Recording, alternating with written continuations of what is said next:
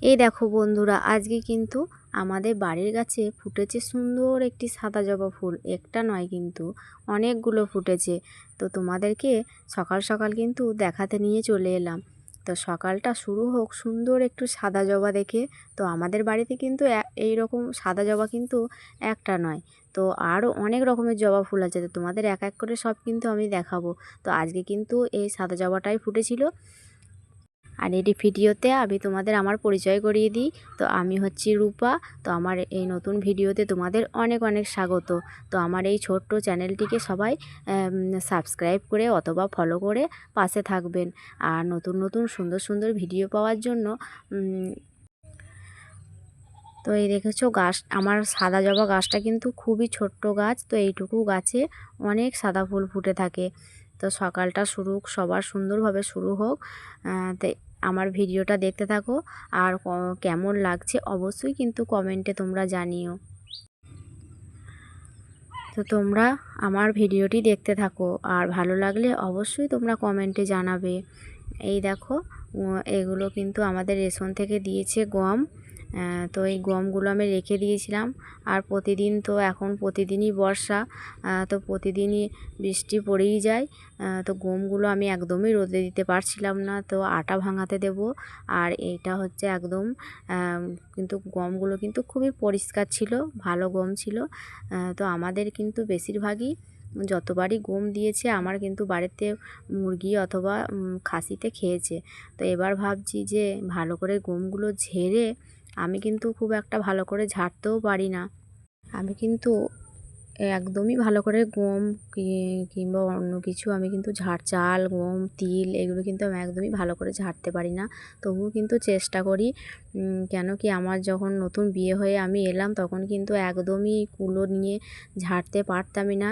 কিন্তু বাড়িতে অনেক বকা খেয়েছি, মানে শ্বশুরবাড়ির লোকের কাছে অনেক বকা খেয়েছি। কেন কি, তখন আমার বয়সটা অনেকই কম ছিল, আমি সব কাজ গুছিয়ে করতে পারতাম না। মাধ্যমিক পরীক্ষা দেওয়ার পরই আমার বিয়ে হয়ে যায়। তো এখন আমার বিয়ে হওয়ার প্রায় 10 বছর হয়ে গেল, আর আমার কিন্তু আলাদা সংসার। আর আমার সংসারে আছে আমার স্বামী, আমার মেয়ে, আর সাথে আছে আমার বাবা। তো আমার বাবা আমার কাছেই থাকে। আমার বাবার কিন্তু ছেলে নেই, তো 3টি মেয়ে। তার জন্য বাবা আমার কাছেই বেশিরভাগ থাকে। আর আমার 2টো বোন আছে, তো ওদেরও বিয়ে হয়ে গেছে। ওরাও এখন মানে এখানে থাকে না, ওরা বাইরে থাকে। একজন দিল্লিতে, একজন গুজরাটে। তো ওরা মাঝে সাঝে আসে, বেড়াতে আসে। তো ওদের ওখানেই সব কিছু, ওদের ছেলে মেয়েরা ওখানেই পড়াশুনো করে। তো আমি থাকি গ্রামে। আর এই দেখো, অল্প অল্প করে গমগুলো কিন্তু আমি ঝেড়ে নিচ্ছি আর রোদ দিয়ে দিচ্ছি। তো কিছুক্ষণ আগে না প্রচুর রোদ হয়েছিল, তারপর দেখছি রোদটা আস্তে আস্তে কমছে, কি হবে জানি না, তবুও দিয়ে দিলাম। কিন্তু আজকে বৃষ্টি তো পড়েনি। আর গমটা রোদে দিতে গিয়ে ভাবছি যে আজকে মাছওয়ালা আসবে কি না একটু দেখে আসি। তো আমাদের কিন্তু বাড়িটা একদমই মাঠের দিকে, আমরা কিন্তু বেশি দিন হয়নি এখানে এসেছি। তো মাঠের দিকে আমাদের ছোট্ট বাড়ি করে আমরা এখানেই থাকি। তো আকাশের দিকে তাকিয়ে দেখছি যে রৌদ্রটা কখন বার হবে। আর এই দেখো, এখানে এখানে কিন্তু আমার বাড়ির পাশে বলতে আমার বাড়িতেই কিন্তু জমি। তো এইখানে আমি এই যে জাল দিয়ে ঘেরা দেখছো, এটা কিন্তু আমি কলমি শাক বসিয়েছি। আরও কিন্তু অনেক রকমের সবজি বসাবো। আর আমার মেয়ে এই দেখো তিলগুলো নিয়ে খেলা শুরু করে দিয়েছে। আমি কিন্তু সকালেই তিলগুলো কিন্তু এই মিক্সারে পিষে ভালো করে ঝেড়ে রেখে দিয়েছি রৌদ্রে দেবো বলে। তো আস্তে আস্তে আমি কিন্তু ঝেড়ে নেবো। আর মেয়েকে বলেছি তুই একটু ফোনটা ধর। এই দেখো ফোনের অবস্থা, ওকে ফোনটা ধরতে বলেছিলাম আর ফোনটা নিয়ে এইরকম করে দিয়েছে। তো কী আর করা যাবে। আর আমি কিন্তু এই দেখো আমাদের আমাদের বাড়িটাও একটু দেখে নাও তোমরা। আর এই দেখো বন্ধুরা, আমাদের গাছে কিন্তু অনেক পেঁপে ধরেছে। এবার প্রথম কিন্তু আমাদের গাছে, বাড়ির গাছে পেঁপে আসলো। তো ভাবলাম যে পেঁপে দিয়ে মাছের ঝোল বানাবো। তো একটা মাছওয়ালা হাঁকছিল, সেই দেখে আমি কিন্তু গমগুলো ঝাড়তে ঝাড়তে ছুটে বেরিয়ে এসেছি বাইরের দিকে। তারপর দেখছি মাছওয়ালা মনে হয় যেন চলে গেছে, আর আমি দেখতে পেলাম না। তো ভাবলাম যে ঠিক আছে থাক, আমি তো বাজারের দিকে একবার যাব, তাহলে বাজার থেকেই মাছটা নিয়ে আসবো একেবারে। আর আমার মেয়ে দেখো লঙ্কা তুলছে, তো আমি বললাম হাতে ঝাল লাগবে রেখে দে।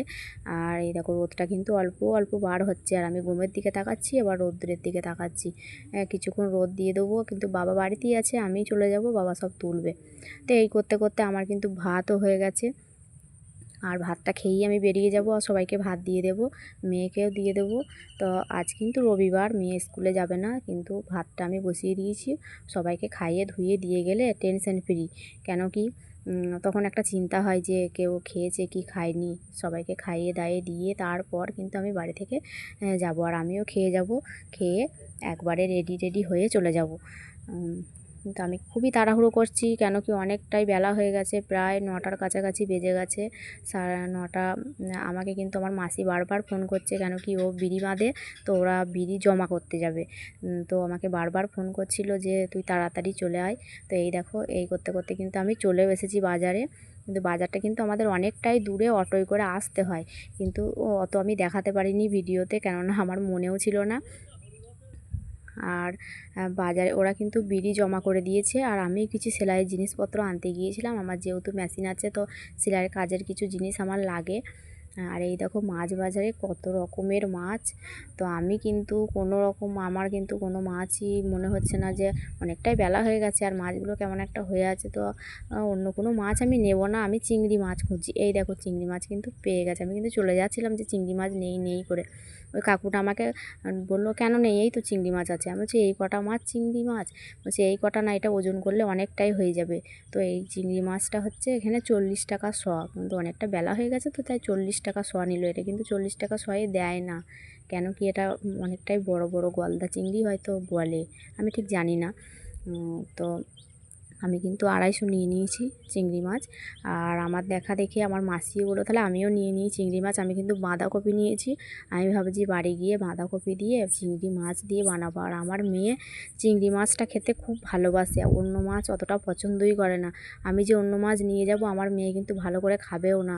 আর এই যে দেখছো, এগুলো কিন্তু সবই কিন্তু বরফের মাছ। আর আমি ভেবেছিলাম পেঁপে দিয়ে একটু ঝোল বানাবো, কিন্তু সেরকম মাছ আমি না পেলাম না, অনেকটাই তো বেলা হয়ে গেছে।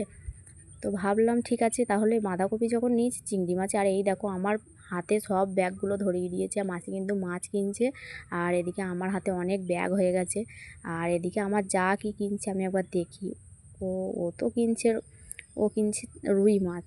তো রুই মাছ বড় চালানি রুই মাছ কিনছে ও। তো আমরা একটু তাড়াহুড়ো করছি, অনেকটাই বেলা হয়ে গেছে। তো এদিকে ওরা কিন্তু বিড়ির মহাজনের কাছে কিন্তু ওদের অনেকটাই লেট হয়ে গিয়েছিল, তো আমি দাঁড়িয়েছিলাম। আমার কিন্তু কাজ সারা হয়ে গিয়েছিলো। এবার কিন্তু মাছ নিয়ে নেবো। মাসি নিয়েছি চিংড়ি মাছ আর আমি নিয়েছি চিংড়ি মাছ। আর মাসি কিন্তু ইলিশ মাছ দেখছিল, ভাবছিল যে নেব কি নেব না। তো ইলিশ মাছ আমার কিন্তু শীতকালেই খেতে ভালো লাগে। আমার এই গরমকালে ইলিশ মাছ আমি একদিন নিয়ে গিয়েছিলাম 320 টাকার ইলিশ মাছ, এরকম ছোটো মতোই, কিন্তু 320 টাকা দাম নিয়েছিল একটা মাছে। তো আমি তাই নিয়ে এসেছিলাম। আমার মেয়ে বলেছিল যে মা আমি এই মাছগুলো খাবো, কেমন লাগে দেখবো। তো ও তো তেমন খায় না, ও বুঝতে পারিনি যে কেমন লাগবে, কিন্তু কাঁটায় তো ভর্তি।